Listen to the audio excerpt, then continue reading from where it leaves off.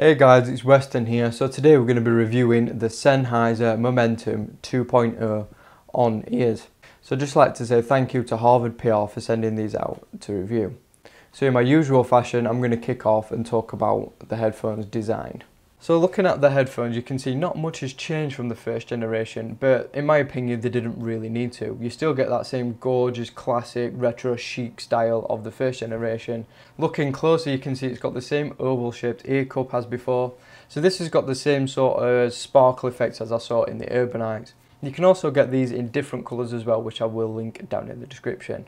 Also on there you'll see a circle design, so this features a circular brush pattern in it which is metal, and you'll also see the Sennheiser logo as well. And if you notice from the previous clip to this one, the logo has changed colour, so it's got this material in it, and when it sort of gets hot and cold it changes colour, which I think is really awesome. Adding a further touch of class is the band around the ear cups. So this does a really nice job of separating the silver from the black on the ear cups. So looking out the side you can see the very nice stainless steel brushed effect headband. So on the headband you'll see a small silver badge. So this is raised off from the headband and features the Sennheiser logo on one side and Momentum on the opposing.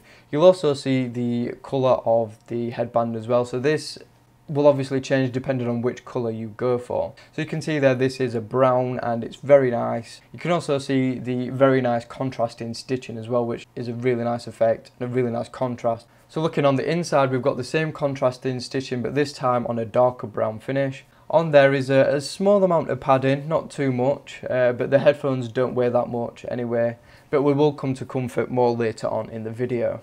So on the inside of the headphones you can see the left indicator there, and then we've got 4 exposed screws. Now some people might not like that, but I quite like that they've left those exposed, and they've not put really horrible screws in there, they've put really nice ones that in my opinion add to the aesthetic of the headphones. On the opposing side you can also see we've got the right indicator as well as the same screws. You can also see just above the right indicator is the mechanism which allows you to fold the headphones, which I will demo later on. Finally we get down onto the cable, and up top we've got a 2.5mm proprietary jack. So this features Sennheiser's awesome lock-in mechanism, which I will show you later on as well. In the middle we've got a 3-button remote control for Android this time, not for iOS, but you do get the same functionality you do with iOS as well. So you get your volume control, your play pause control, your skip track, answer calls, all that good stuff in one very nice remote control. Finally we get onto the 3.5mm jack, and this is a pretty standard affair. So we've got a 3.5mm gold plated connector and it is an L shape. It's fairly long as well, so if you're rocking a case on your phone then it should be alright. On the back you'll also notice the Sennheiser logo. So now we get onto the proprietary end again, and you can see there is a couple of grooves in the actual end. So this is the locking mechanism I was talking about. So in there you'll just see the little grooves, and there's some opposing grooves on the inside of the 3.5mm jack in the headphone. So you can see putting them in, so what you do is line up the grooves with the cutouts, put them in, you'll hear the little click, turn it, and they do actually lock in place, and you can see pulling them the cable just doesn't come out. So taking a look at the folding mechanism, you can see it folds very easy. It folds fairly small too, not the most compact I've ever seen, but it's much better than the first generation. So you can actually store these in the included carry pouch or carry bag, which is pretty handy. For build quality though, the build is actually very impressive. It's pretty much on a par with the first generation, apart from it has the weak section of the hinge, which actually doesn't feel that weak. You can also see the sliding mechanism right here. It's a little bit stiff, I've noticed. It's not as smooth as I'd like. Maybe that's just this unit, I don't know, but the movement and stuff just doesn't seem that fluid. It does feel very robust and very strong, and I don't think it's going to break anytime soon though. So as for movement, we've got plenty of movement in the ear cup, so on all axes as well, so it twists, goes up and down, left and right, so getting these comfortable on your head is pretty much easy, and getting that right adjustment is very easy as well. So looking at the ear pads now, and you can see they're very soft and very cushiony. If you're a glasses wearer like myself though, I did find them to be a little uncomfortable. Taking your glasses off though, they are much better and they do fit to your ears very nice, and they are much more comfortable. So even after prolonged use, I didn't notice any ear fatigue or anything like that. So the headband is very nicely designed. You can see it's a very nice arc shape, so it just fits to your head really nicely. and it just helps distribute the weight very nicely across your head. So taking a look at the padding on the inside, and like I said, there isn't that much padding there, but there really doesn't need to be. The headphones don't weigh that much at all, really, so there isn't that much weight to distribute, and there doesn't need to be a really thick layer of padding, as the headphones don't really weigh that much. So now we've got into isolation and leak, and isolation isn't that impressive. I did notice when I was on the bus that a lot of background noise did get in. Now this is probably because the seal isn't that brilliant. For you it may be different, as everyone's ears are designed differently and shaped differently, so you might get a better seal than I did. As for leak though, I'm doing a test at the minute, and I've got some music playing back on my phone via the headphones, using the microphone in my camera, which is about 1.5 feet away, and if you listen,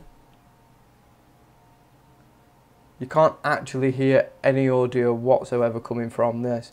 Now the mic isn't brilliant in my camera, and I have been told that they do leak a little bit, but nothing that's going to bother anyone. So isolation and leak isn't the Sennheiser's strongest suit. It's not the worst I've ever encountered, but it's not the best either. So now we get onto the sound, and to me and a lot of other people, the sound is probably the most important thing about a pair of headphones, because obviously without good sound, your headphones, no matter how comfortable or stylish they are, aren't really going to be impressive. So how do the Momentum 2 sound? Well, first off, I'll just say that these are a big improvement over the first generation. And yes, I know I haven't reviewed the first generation on the channel, but I have listened to them sort of quite intensely, and I've got a good idea of the differences between the two. So I'm going to talk about this and then do a little comparison as well between the first and second gen. So we're getting to the second generation one now, and the bass, it's really nice. It's really rich, it's really deep. It's got quite a lot of presence and impact. It's got loads of detail as well. I mean, you can really hear sort of the differences between a synth bass and a proper kick drum, and it's really nice. It's not as heavy and sort of overbearing as the first generation was, and they don't quite kick as hard. So Sennheiser have seemed to have dialed it back a little bit. So now we've got into the mid-range, and the mid-range is much more open, it's much clearer, it's got a little bit more space to it as well. It doesn't seem to be as confined as the first generation was. Like I said, there's still plenty of detail there, and you can really sort of pick out the details a little bit easier than you could on the first generation one. So it seems what Sennheiser have done is dial back the bass a little bit and just give it a bit of a tweak in the mid-range. So you're losing a bit of impact there, but you're gaining a lot more clarity in the mid-range. So vocal production from these is fantastic. It's not the best I've ever heard. That still has to be the P3s in this category at least. But they're very nice anyway. They're very natural sounding. They've got a bit of a subtle and soft edge to them as well. It's quite rounded, and if you like your vocal really impactful and really powerful, then these don't seem to sort of deliver on that. Now, I'm not saying the vocals are bad, don't get me wrong, they're really nice, but they just don't have that sort of impact and presence like the P3s do. But that's not saying they're bad vocals, they're really, really not.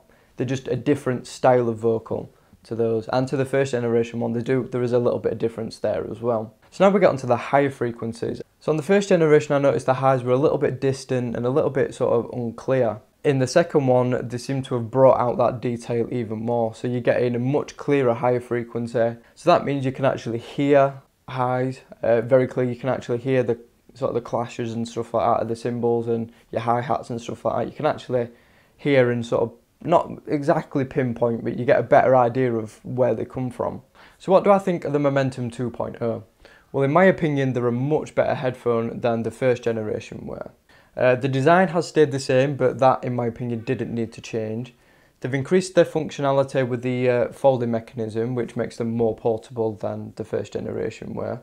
And the build quality is about the same as well, but then again, that was really impressive in the first generation anyway. So overall, I really do love them. I mean, like I said, the design is fantastic. The build is very, very impressive. They're reasonably comfortable, not the most comfortable I've ever experienced, but reasonable. Isolation leak was a little bit to be desired. Sound very, very impressive though. So should you get a pair of these? Well, if you love Sennheiser headphones, yes, then these are definitely worth buying. If you've got the Momentum first generation, that might be a bit of a tougher sell because they are so similar, but these in my opinion are better. So yes, I could definitely recommend these for the money. So if you're interested in picking a pair of these up, I'll link all of the where you can get them from, and if I can find some really cheap prices and deals, then I'll link those down in the description too. So that is it. That is my review of the Sennheiser Momentum 2.0. If you haven't already, please hit that subscribe button. Any shares, likes and all that good stuff will be greatly appreciated as well. So thank you so much for watching, and I will see you all on the very next video.